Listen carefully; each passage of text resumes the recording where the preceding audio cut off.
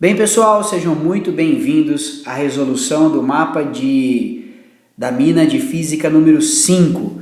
E a gente vai começar pelo exercício número 1 da página 172.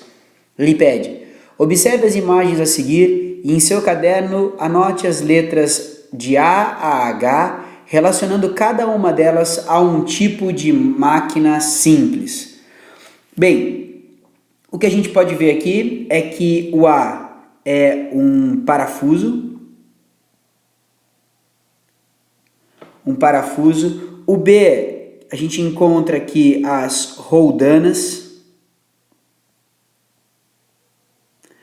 o C a gente vê aqui com abridor de garrafas uma alavanca,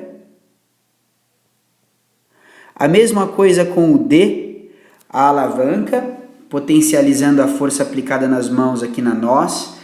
Na E, a gente vê um caso de cunha, especialmente aqui nessa parte. A gente tem uma rampa aqui na F, que é o plano inclinado. A gente tem aqui na G uma alavanca. E finalmente a H, mostrando a cadeira de rodas, dando o exemplo da roda. Legal? Exercício bastante simples, que identificação de coisas do nosso dia a dia e os seus nomes científicos, por assim dizer, em relação ao tipo de máquina que eles representam. Legal? Vamos para o número 2? No número 2 ele pede para a gente fazer uma relação de máquinas simples que a gente pode observar em sala de aula. A gente consegue ver alavancas na sala de aula quando a gente está observando portas e janelas. A gente consegue ver os parafusos no mobiliário. A gente consegue ver roldanas nas persianas ou cortinas ou mesmo no telão. A gente consegue ver as rodas nas cadeiras, especialmente a cadeira do professor. Legal? Então a gente tem aí alguns exemplos de máquinas simples na sala de aula. Se você tiver algo mais, vou querer saber depois, por favor, me diga quais outros exemplos que você encontrou. Vamos para o 3? Na questão 3 ele pergunta: observe a ilustração ao lado e sabendo que cada roldana móvel, como aquelas representadas no dispositivo, reduz pela metade a força necessária para levantar um bloco de grande peso, responda: quantas roldanas móveis há no dispositivo? E o que seria mais fácil? Levantar um bloco com esse dispositivo ou com outro, com menos roldanas móveis? Justifique sua resposta. Veja, o que a gente tem aqui é uma roldana fixa, agora a gente tem uma, duas, três, a gente tem 3 roldanas móveis. Roldanas móveis. Como que a gente identifica essas roldanas móveis? A gente pode ver essas roldanas móveis que elas não estão ligadas à superfície, elas estão se movimentando justamente aqui no cabo, não estão conectadas a uma superfície rígida como a fixa se encontra. Portanto, são 3 roldanas móveis, ok? Na letra A. Ele pergunta pra gente na letra B: o que seria melhor? Seria melhor levantar um corpo de peso elevado com 3 roldanas móveis ou com 2 roldanas móveis?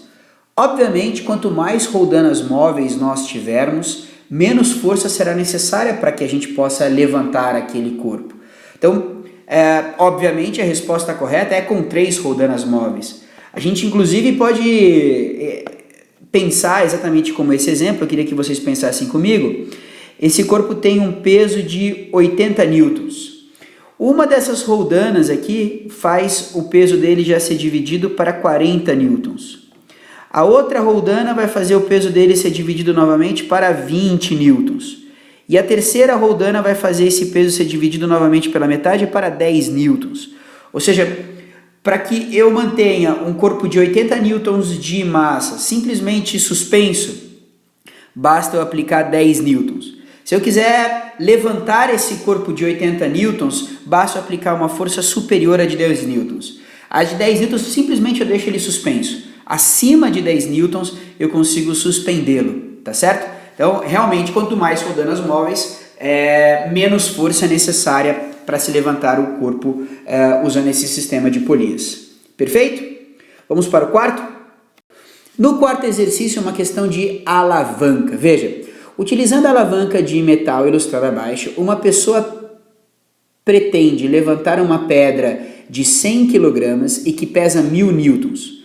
Qual deve ser a menor força aplicada para levantar esta pedra? Então veja, quando a gente fala de uma massa de 100 kg e a gente está falando de um peso de 1000 newtons, qual que é a lógica por trás disso? Peso é massa vezes a gravidade. Então você tem que lembrar na hora da provinha que você vai ter que pegar o peso em quilogramas vezes a gravidade da Terra, que é 10 metros por segundo ao quadrado, a aceleração da gravidade, né? Logo a gente tem esses 1000 newtons que ele falou. Legal? Beleza. Usando a formulinha da alavanca, o que a gente tem?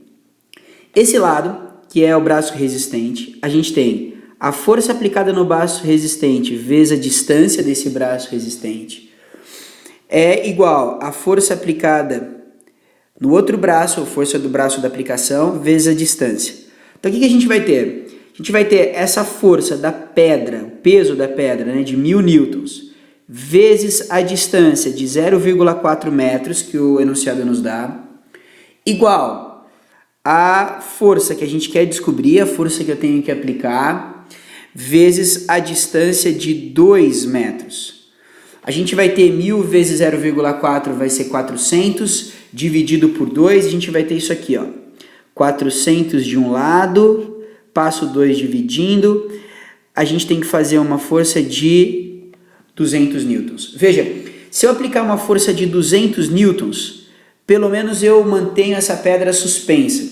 Qualquer força superior a 200 newtons, a gente já vai estar levantando essa pedra. Então a força mínima a ser feita é 200 newtons para mantê-la como está. Qualquer força superior a 200 newtons, a gente já vai conseguir elevar essa pedra. E veja que interessante, né?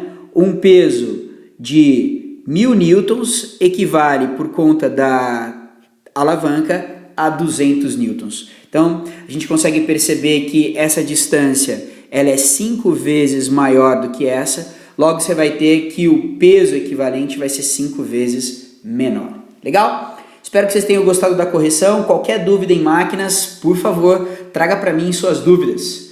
Um grande abraço e tchau!